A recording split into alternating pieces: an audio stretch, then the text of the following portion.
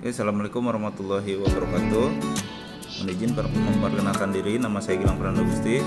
Nomor induk mahasiswa saya 1872170004. Saya mahasiswa semester 1 di Prodi Pendidikan Ekonomi Universitas Pancasakti, mata kuliah dasar-dasar pendidikan, dan dosen pengampunya adalah Bapak Dahlan MPD. Oke, kita langsung aja ke pembahasan yang pertama, yaitu pengertian pendidikan, perkembangan dan manusia. Nah, dimulai dari pengertian pendidikannya dulu. Nah, menurut Undang-Undang Nomor 20 Tahun 2003, pendidikan adalah usaha sadar dan terencana untuk mewujudkan suasana belajar dan proses pembelajaran agar peserta didik secara aktif, yaitu mengembangkan potensi dirinya untuk memiliki kekuatan spiritual keagamaan, pengendalian diri, kepribadian, kecerdasan, akhlak mulia, serta keterampilan yang diperlukan dirinya, masyarakat, bangsa, maupun negara.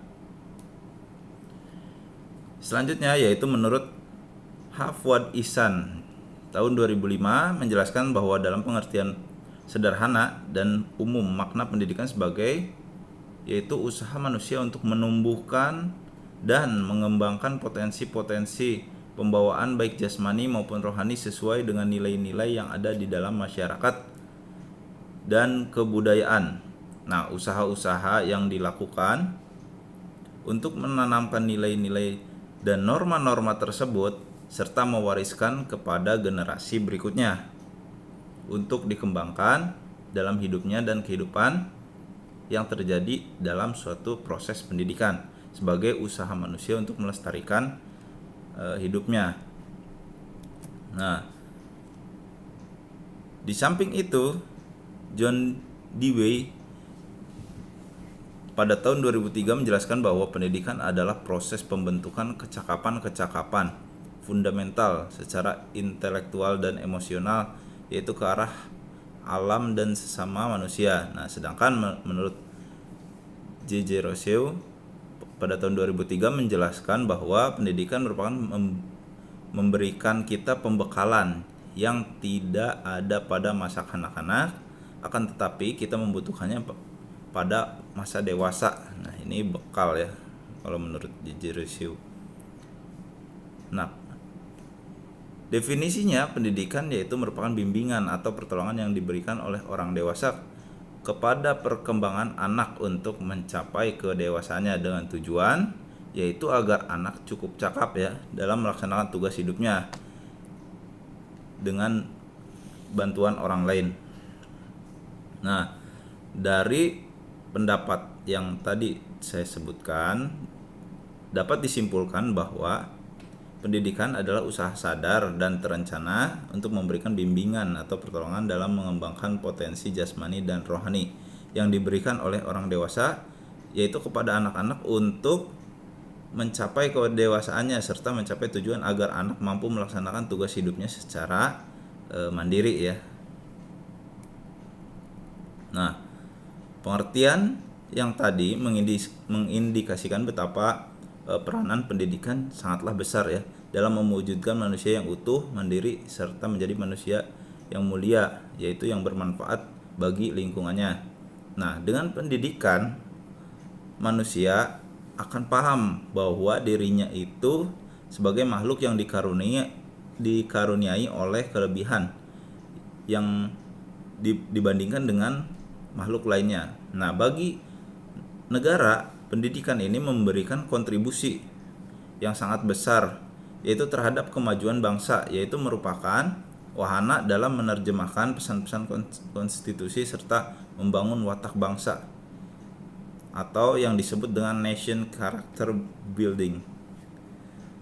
Nah, secara alternatif pendidikan didefinisikan sebagai usaha sadar yang dilakukan oleh keluarga, masyarakat dan pemerintah, ini lingkungannya ya, melalui kegiatan bimbingan, pengajaran atau latihan yang berlangsung di sekolah maupun di luar sekolah, yaitu sepanjang hayat untuk mempersiapkan peserta didik agar dapat memainkan peranan dalam berbagai lingkungan secara tepat di masa yang akan datang. Nah, pendidikan adalah pengalaman-pengalaman belajar yaitu yang memiliki program dalam pendidikan formal. Nah, non formal maupun informal ya di sekolah yang berlangsung seumur hidup, yang bertujuan mengoptimalisasi pertimbangan kemampuan-kemampuan individu, nah agar kemudian hari dapat memainkan kemampuan itu secara tepat. Nah, di sini sekolah yaitu adalah institusi sosial yang didirikan oleh masyarakat untuk melakukan tugas-tugas pendidikan kepada generasi muda. Dalam konteks ini, pendidikan dimaknai dengan proses untuk memanusiakan manusia untuk menuju kepada kemanusiaannya yang berupa pendewasaan diri. Nah, melalui pendidikan disemaikan pola pikir, nilai-nilai, norma-norma masyarakat, dan selanjutnya ditransformasikan ke generasi-generasi untuk menjamin keberlangsungan hidup sebuah masyarakat. Nah, di sini jelas bahwa pendidikan ini selalu berkesinambungan ya.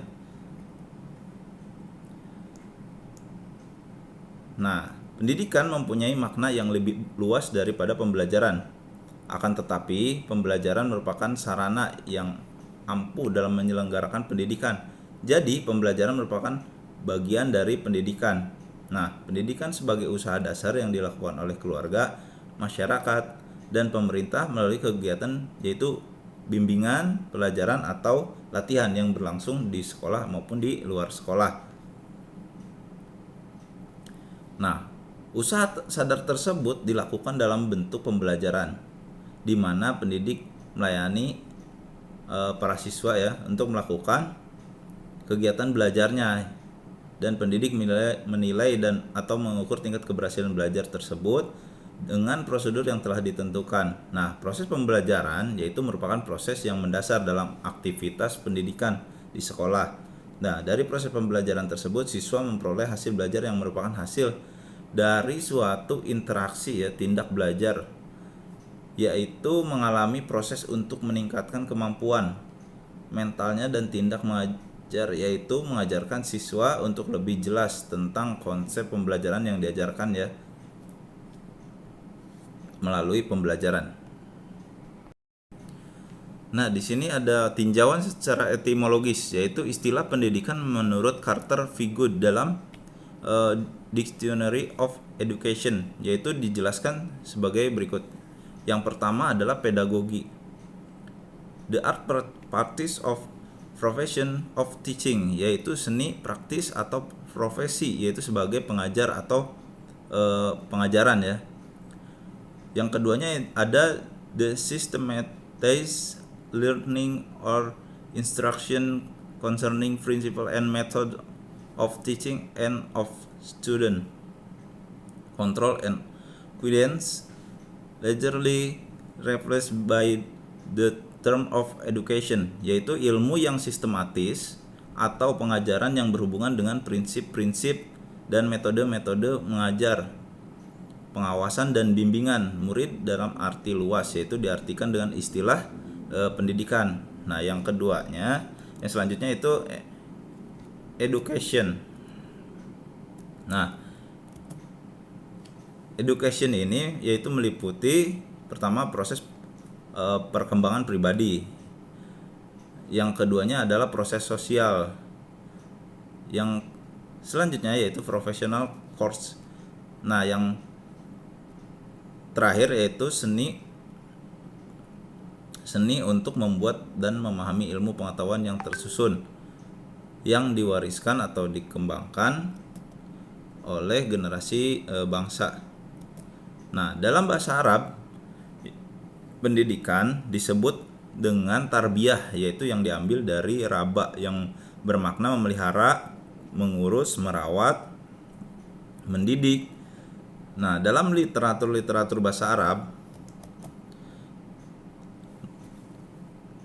kata tarbiyah mempunyai bermacam-macam definisi, yaitu intinya sama, mengacu pada proses pengembangan potensi yang dianugerahkan kepada manusia itu sendiri.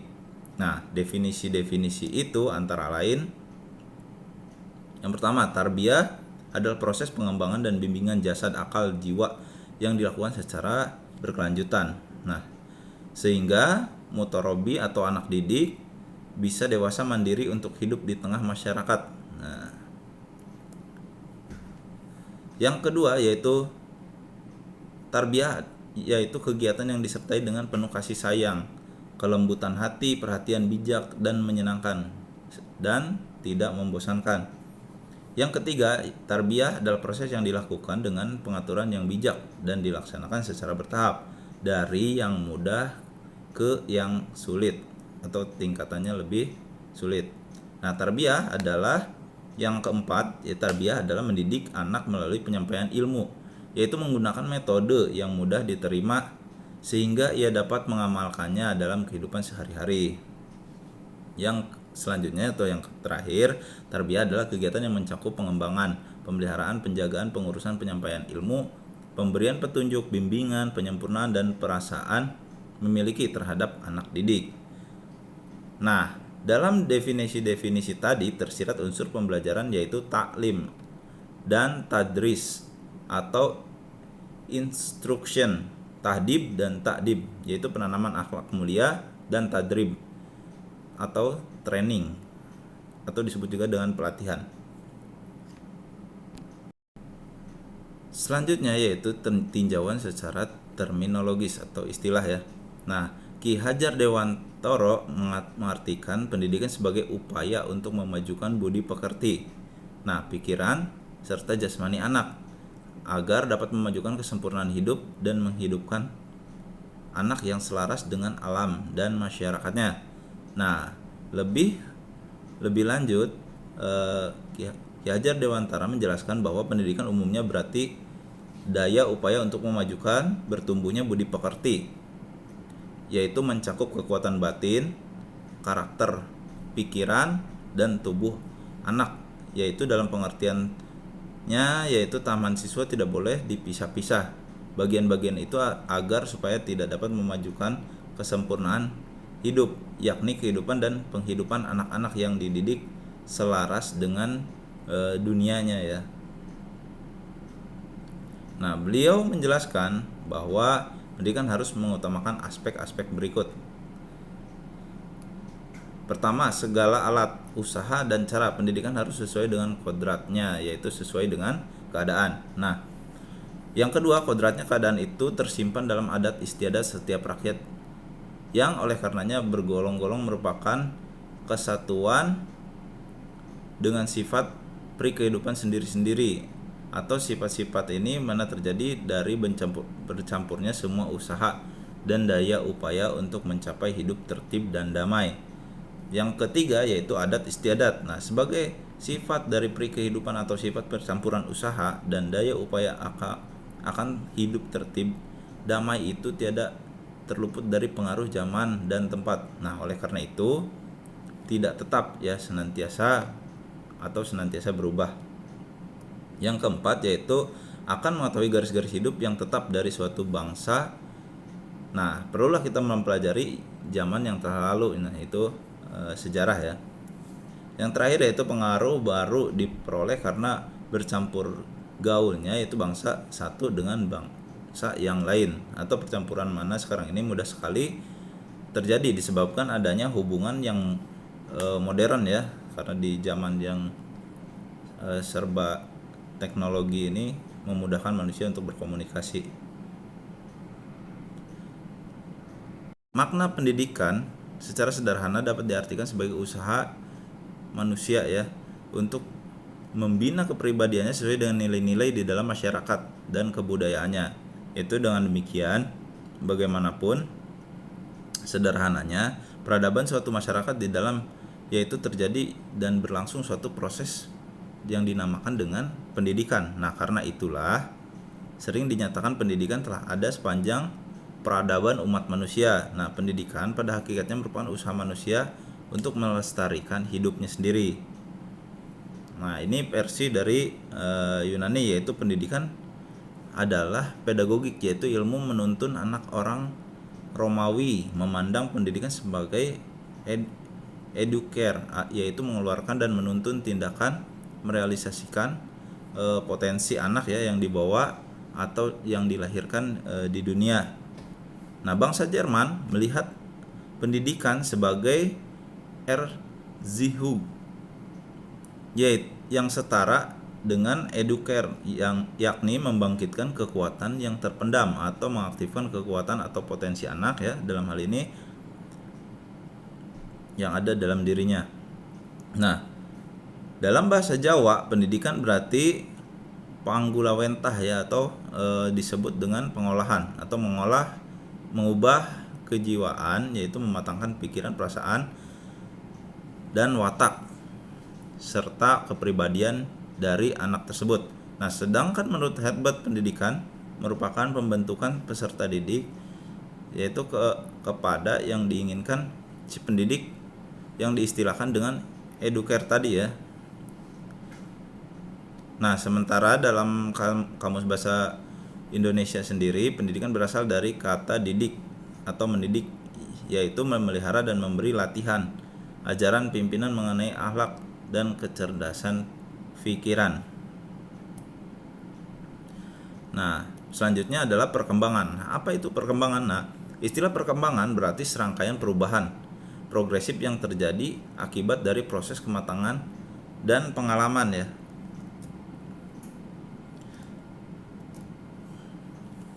Ini menurut Harlock pada tahun 1976.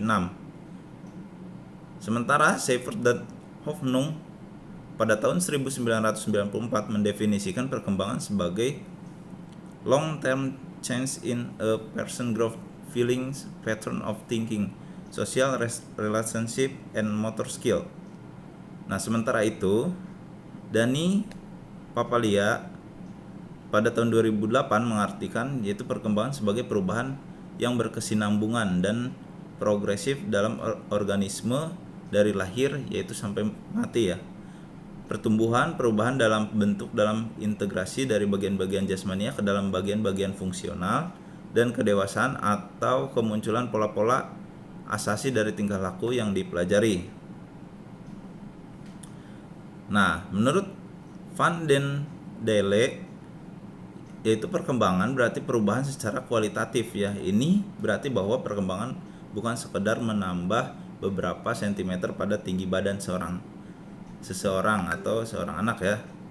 Nah, peningkatan ini kemampuan seseorang, melainkan suatu proses integrasi dari banyak struktur dan fungsi yang kompleks.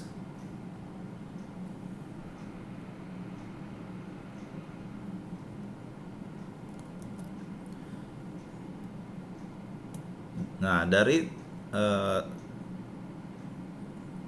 pendapat para ahli tadi dapat disimpulkan bahwa yang dimaksud dengan perkembangan adalah perkembangan itu tidak terbatas. Nah,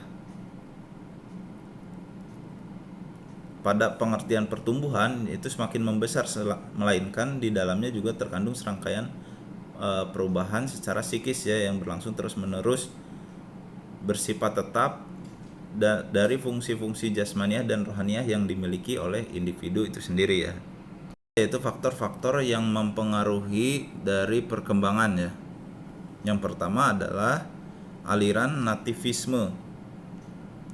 Nah, aliran nativisme yaitu berpendapat bahwa perkembangan manusia itu telah ditentukan oleh faktor-faktor yang dibawa oleh manusia itu sejak lahir. Nah, pembawaan yang telah terdapat pada waktu dilahirkan itulah yang menentukan hasil dari perkembangannya. Nah, menurut kaum ini, pendidikan tidak dapat mengubah yaitu sifat-sifat dari pembawaan itu ya.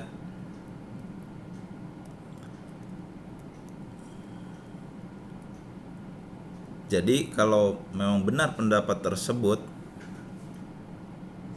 percumalah kita mendidik. Atau dengan kata lain, pendidikan itu tidak perlu ya kalau menurut pandangan ini. Kenapa? Karena dalam ilmu pendidikan hal ini disebut dengan pesimisme pedagogis, yaitu bayi lahir dengan membawa baik buruk atau tidak dapat diubah dari kekuatan luarnya ya. Nah, hasil akhir dari pendidikan ini ditentukan oleh pembawaan yang dibawa sejak lahir itu. Dari lingkungan atau pendidikannya itu tidak berdaya mempengaruhi si anak ini ya. Yang kedua yaitu ada aliran empirisme. Aliran ini mengatakan bahwa anak yang dilahirkan itu diumpamakan sebagai kertas putih bersih yang belum ditulis, atau disebut dengan a sheet white paper void of all characters. Nah, jadi sejak lahir itu anak tidak mempunyai bakat dan pembawaan apa-apa alias polos ya. Anak dapat dibentuk sekehendak. Pendidiknya aliran ini berlawanan dengan kaum nativisme yang tadi pertama saya jelaskan ya. Nah, karena berpendapat bahwa dalam perkembangan anak menjadi manusia dewasa itu sama sekali ditentukan oleh lingkungan atau oleh pendidikan dan pengalaman yang diterimanya sejak kecil. Nah, manusia ini dapat dididik menurut aliran kepercayaan empirisme ini ya, menjadi apa saja ke arah yang lebih baik atau ke arah yang buruk menurut kehendak lingkungan atau pendidikannya, menurut pendapat aliran empirisme. Nah, yang terakhir yaitu aliran naturalisme. Nah, kalau dilihat dari katanya, natur artinya alam atau apa yang dibawa sejak lahir. Nah, ini hampir sama dengan aliran nativisme, bahwa aliran ini berpendapat pada hakikatnya semua manusia itu sejak dilahirkan adalah baik ya.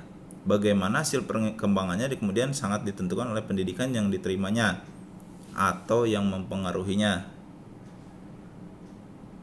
Jika pendidikannya baik, akan menjadi baik. Nah, begitupun sebaliknya ya. Selanjutnya yaitu pengertian dari manusia. Nah, di sini banyak sekali, kita ambil sebagian saja. Yaitu pertama yaitu secara etimologis ya. Yaitu kata manusia berasal dari bahasa Sanskerta, yakni dari kata manu, dan bahasa Latinnya yakni pikir, berakal budi, atau makhluk yang berakal budi. Nah, ini saya ambil dari 4 ya, yaitu secara etimologis, pendapat Nikolaus, pendapat Omar, dan Socrates ya. Pertama tadi sudah disebutkan ya yang secara etimologis. Yang keduanya yaitu Nikolaus dan Sudiarja, yaitu mengatakan manusia ada tetapi tunggal bineka karena ia adalah jasmani dan roh. Ya, selanjutnya yaitu hubungan manusia dengan pendidikan. Nah, hubungan manusia dengan pendidikan sangat erat sekali ya, karena mempunyai ikatan yang tidak dapat dipisahkan antara satu dengan yang lainnya dari zaman dahulu. Nah, pendidikan merupakan salah satu kebutuhan pokok, yaitu dalam kehidupan manusia yang berpikir bagaimana menjalani kehidupan di dunia ini dalam rangka mempertahankan hidupnya. Nah, manusia disebut juga Homo sapiens, yang artinya sebagai makhluk yang mempunyai kemampuan untuk berilmu pengetahuan. Nah, salah satu insting dari manusia itu sendiri adalah selalu cenderung ingin mengetahui segala hal ya, segala sesuatu yang ada di sekelilingnya yang belum diketahuinya. Nah, berawal dari rasa tidak tahu menjadi tahu ya. Nah, dari tidak bisa menjadi bisa. Nah, dari rasa ingin tahu tersebut itu muncullah ilmu pengetahuan yang bermanfaat bagi manusia itu sendiri maupun bagi yang lainnya ya.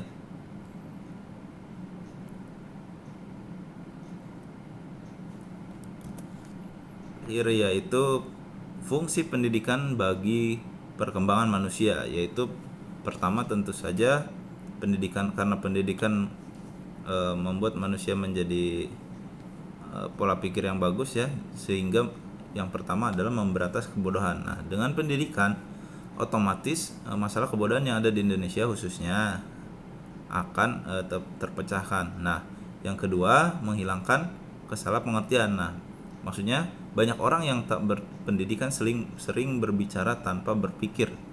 Nah, ini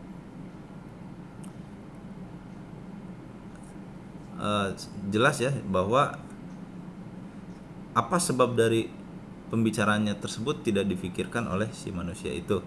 Nah, yang ketiga yaitu turut andil dalam memberikan corak dan arah pada kehidupan masyarakat yang mendatang. Nah, pendidikan juga mampu memberikan corak dan arah kehidupan mendatang dengan mempelajari perubahan zaman serta teknologinya dan menyesuaikan dengan keduanya ya. Yang selanjutnya yaitu yang keempat yaitu sistem untuk meningkatkan kualitas hidup manusia dalam segala aspek kehidupan. Yang kelima yaitu alat pembudayaan. Nah, maksudnya adalah dengan pendidikan budaya-budaya yang mulai punah akan dikembangkan lagi karena pendidikan yaitu ada pendidikan dengan belajar seni ya. Yang keenam yaitu menyiapkan generasi yang cendekia, artinya yang pintar ya. Ketika generasi bangsa ini pintar, maka mereka akan membawa harum nama bangsa dan negara ini. Dengan perkembangan ilmu pengetahuan dan teknologi sekarang ini, utamanya dalam bidang transportasi, telekomunikasi, informatika, genetika, biologi molekul, serta bioteknologi. Nah, sangat mengesankan sekali jika ada beberapa olimpiade dari hal-hal tersebut dan ada salah satu perwakilannya yaitu dari negara kita ya. Ya, hal itu yang disebut dengan cendekia. Yang selanjutnya yaitu yang ketujuh, transformasi budaya. Adanya pertukaran dari budaya ya.